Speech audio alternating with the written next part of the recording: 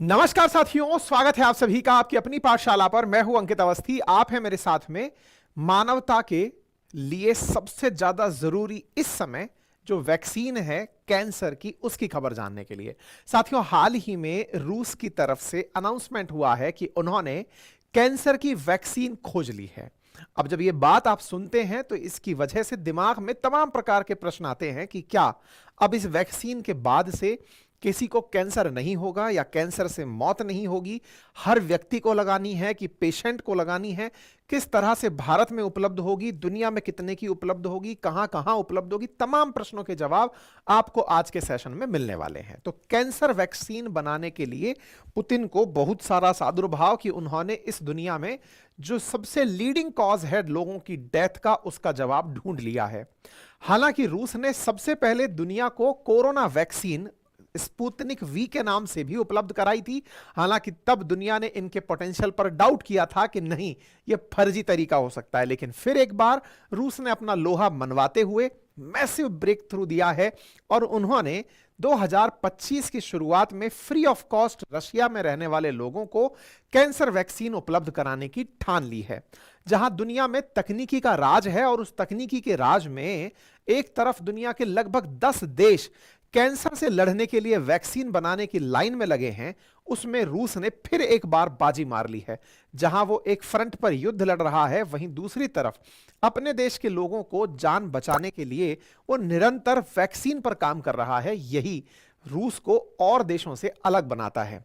साथियों, रूस ने इस साल की शुरुआत में ही पुतिन के माध्यम से यह अनाउंस करवा दिया था कि हम लोग जल्दी ही कैंसर की वैक्सीन लाने वाले हैं। शायद आपको याद हो कि स्पुतनिक वी जो वैक्सीन कोरोना के लिए लाई गई थी, वो वैक्सीन भी सबसे पहले लाई गई वैक्सीन्स में थी।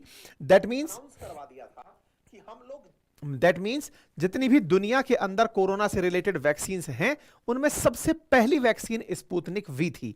तो इस बार पुतिन ने जो जानकारी दी है, या फिर पुतिन की तरफ से जो टास ने जानकारी दी है, जो रूस की सरकारी न्यूज एजेंसी है, उन्होंने कहा है कि हम लोगों ने अब अपनी तरफ से कैंसर की वैक्सीन में बनाने में सफलता हासिल कर ली है और वो रूस के नागरिकों को फ्री ऑफ कॉस्ट उपलब्ध होगी।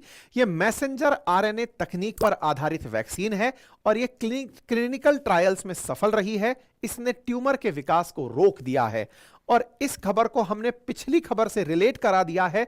आपको याद हो तो इस साल की शुरुआत में फरवरी 15 को एक खबर आई थी, जब पुतिन ने कहा था कि रूस कैंसर वैक्सीन बनाने के बिल्कुल नजदीक है। हमने इस पर अपनी पाठशाला पर ही सेशन किया था कि कैंसर वैक्सीन बनाने के करीब रूस। तो आज हमें इस खबर को करते हुए बड़ी गर्व की अनुभूति हो रही है कि आपको फरवरी में जब हमने ये खबर दी थी कि ये करीब हैं और आज खबर ये दे रहे हैं कि ये बना चुके हैं, इसका मतलब ये है कि रूस ने जो कहा वो करके दिखाया। तो अब हम समझने का प्रयास करते हैं कि क्या है मैसेंजर आरएनए तकनीक, जिसके माध्यम से यह कैंसर को खत्म करेगी। कैंसर खुद क्या होता है, किस तरह से इसको ट्रीट किया जा सकता है। साथियों, बात है कैंसर की, तो एक आसान भाषा में जो लेमैन लैंग्वेज में समझाई जाने वाली बात है वो ये है कि अनियंत्रित रूप से कोशिकाओं का होने वाला विभाजन कैंसर कहलाता है। कोशिकाओं का विभाजन हम सबकी वृद्धि के लिए आवश्यक है। हम जब पैदा हुए थे तब से और अब के साइज में बहुत जमीन आसमान का अंतर है। हम इत्तू से थे और अब इतने बड़े हो गए हैं। तो ये जो शरीर का अंदर विकास हुआ, ये कोशिकाओं के विभाजन से ही हुआ। तो कोशिकाओं में जो विभाजन हुए, ये अर्धकोशिकीय और समकोशिकीय जो विभाजन थे, उनमें से जब हमारे शरीर की वृद्धि हो रही है तो वो एक तरह के समकोशिकीय विभाजनों से शरीर की वृद्धि होती गई और हम बड़े होते चले गए। आकार बढ़ता चला गया, अंग वहीं की वहीं हैं और हम अपने शरीर में वृद्धि करते चले गए।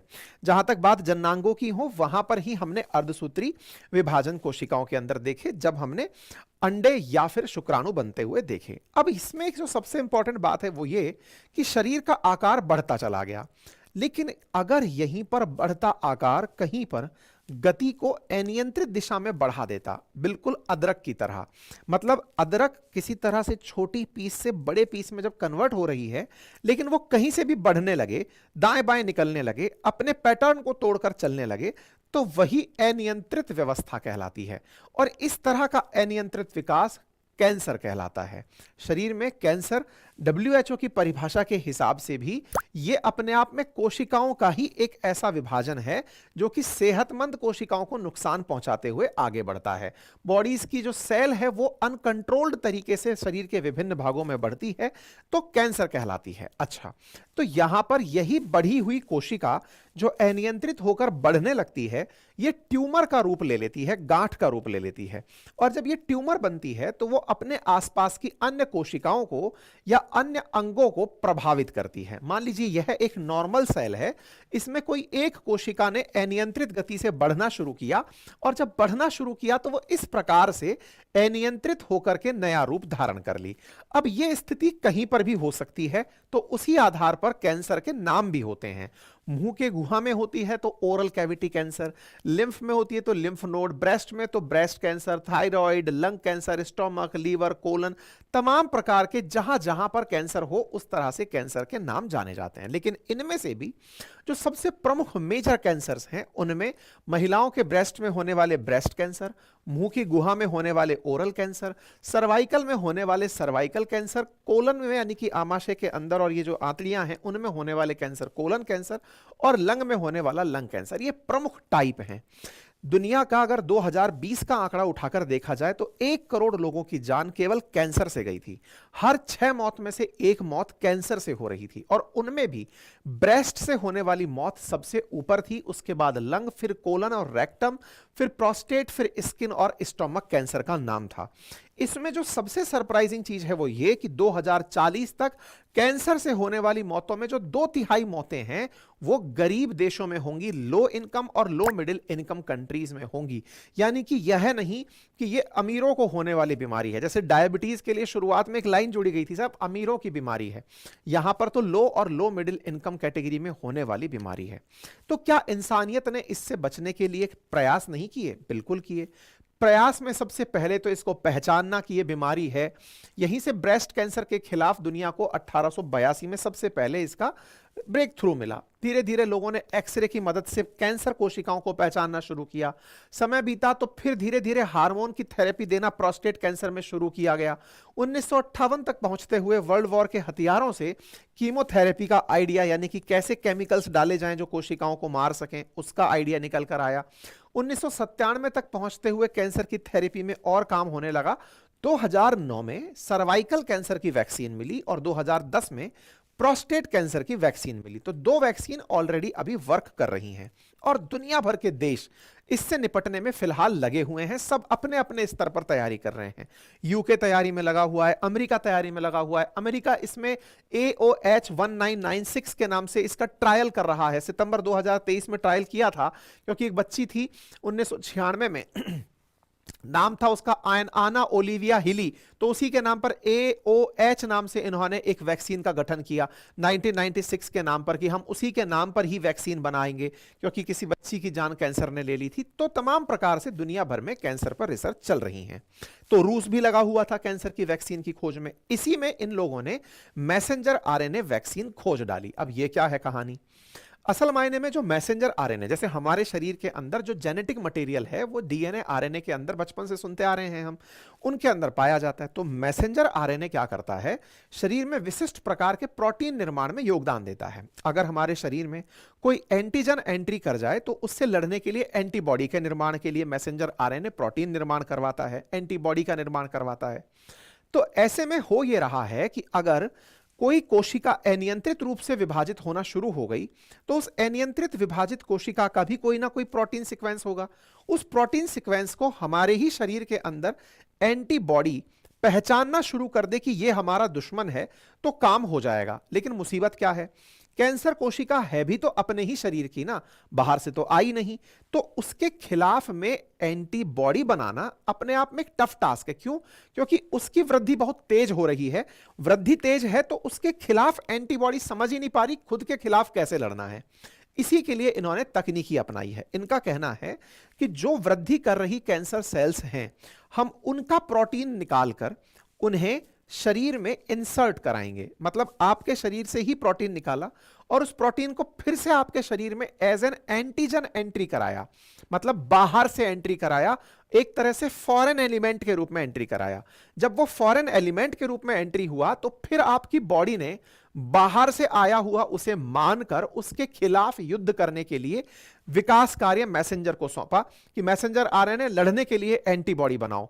यही असल मायने में वैक्सीन का प्रक्रिया होता है कि बाहर से कोई फॉरेन एलिमेंट आपके अंदर डाला जाए बॉडी में, उसके खिलाफ हमारा शरीर लड़ने के लिए सारे के सारे हथियार लेके चढ़ पड़ता है, अपनी इम्यूनिटी को बड़ा करने लगता है। बस इसी इम्यूनिटी को बड़ा करने की प्रक्रिया यहां पर रूस अपना रहा है। ऑलरेडी कैंसर जिनके शरीर में है उन्हीं के शरीर में इस तरह से वैक्सीन लगाई जाएगी। दोबारा समझिए, जिनके शरीर में कैंसर है उन्हीं के ट्यूमर से प्रोटीन निकालकर एज एन एंटीजन आपके शरीर में डाला जाएगा। मतलब पहली बात, यह प्रिकॉशनरी लगाए जाने वाली वैक्सीन नहीं है कि आपको लगता है कि कहीं हमें कैंसर ना हो जाए तो चलो इंजेक्शन ठुकवा लेते हैं, ऐसा नहीं कर सकते।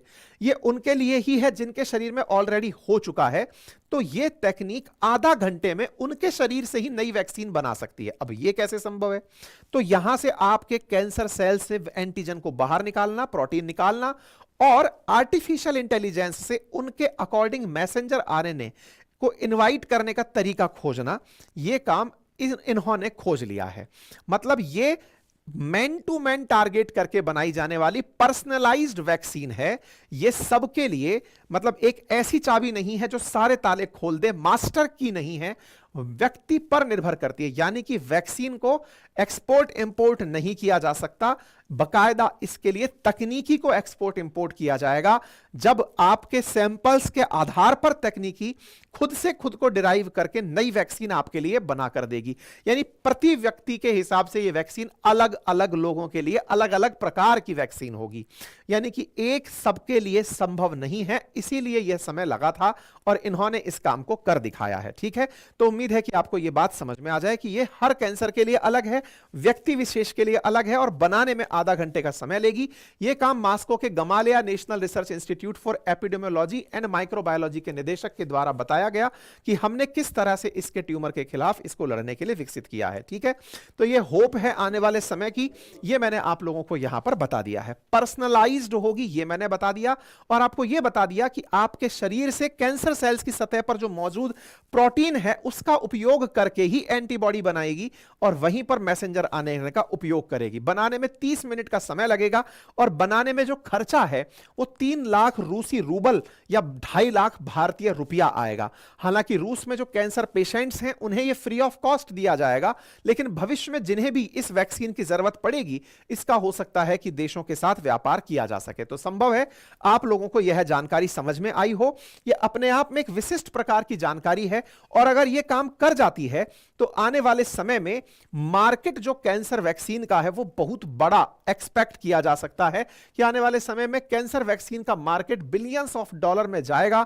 आप सोच सकते हैं कि फिलहाल भी अगर कैंसर वैक्सीन आती हैं तो वो 11 बिलियन डॉलर का मार्केट लाएंगी। अगले 10 साल में 26 बिलियन डॉलर तक कैंसर वैक्सीन का मार्केट हो सकता है, ऐसी उम्मीदें की जा रही हैं। तो क्या भारत को यह तकनीकी लाभ हो पाएगा? तो इसके पीछे का कारण बड़ा स्पष्ट है, क्योंकि भारत में भी कैंसर मरीज बहुत हैं, मरने वालों की संख्या लाखों में है। भारत में 12 लाख मामले आए जिनमें से 9.5 लाख के आसपास लोग 2019 में कैंसर से मरे। भारत में अगर देखा जाए तो कैंसर के मरीज लगातार बढ़ रहे हैं। पिछले 5 सालों में 12% की दर से कैंसर मरीज बढ़े हैं। तो ऐसे में बढ़ती कैंसर संख्या को निपटने के लिए भारत को भी आवश्यक है कि कैंसर वैक्सीन मिले। साथ ही साथ भारत में तंबाकू से सबसे ज्यादा कैंसर लगभग 33% हो रहा है, मोटापे से 20%, 15% जेनेटिक और 5% फिजिकल इनएक्टिविटी से हो रहा है। तो संभव है कि आने वाले समय में भारत भी स्पुतनिक वी की तरह इस वैक्सीन टेक्नोलॉजी को भी रूस से इंपोर्ट करेगा। अगर आपको जानकारी समझ में आई हो तो साथियों से इसे जरूर साझा करें। जानकारी पसंद आई हो तो लाइक करें, साथियों के साथ साझा करें, चैनल पर अपनी राय जरूर रखें। और हां, आज उन तमाम साथियों को फिर से एक बार याद दिलाया जा रहा है जो इन्वेस्टमेंट के लिए फाउंडेशन कोर्स हमारे एप्लीकेशन बातें बाजार की से करना चाहते हैं। एडमिशन में आज 999 रेट का आखिरी दिन है।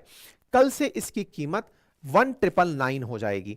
तो आज थर्सडे है, थर्सडे के दिन हमने लॉन्च किया था, 7 दिन तक ही हमने कीमत 999 रखी है, इसके बाद 1999 हो जाएगी। आज के सेशन में हम आईपीओ में कैसे पार्टिसिपेट करते हैं ये सिखाने वाले हैं। आईपीओ में किस तरह से शेयर्स को लिया जाता है, अनलिस्टेड शेयर्स कैसे परचेज किए जाते हैं, सब्सक्राइब करना क्या होता है, आईपीओ के अंदर ओवर सब्सक्रिप्शन क्या होता है, लिस्टिंग किस तरह से होती है, किस तरह से एप्लीकेशन पर जाकर के ये सारे काम किए जाते हैं, वो हम आज के सेशन में शाम 5 बजे की क्लास में बताने जा रहे हैं। जिन्हें भी जाना है जल्दी से जाकर के अपने लिए कोर्स बुक कर लीजिए, क्योंकि आपको यहाँ पर शेयर परचेज करना, ट्रेड के साथ स्विंग ट्रेडिंग जानना, डिलीवरी शेयर्स परचेज करना, फ्यूचर एंड ऑप्शंस को जानना, कैंडल रीड करना, तमाम चीजें आपको समय के साथ इस सेशन में सिखाई जाएंगी, इन क्लासेस में सिखाई जाएंगी। थैंक यू सो मच, अपना ख्याल रखें।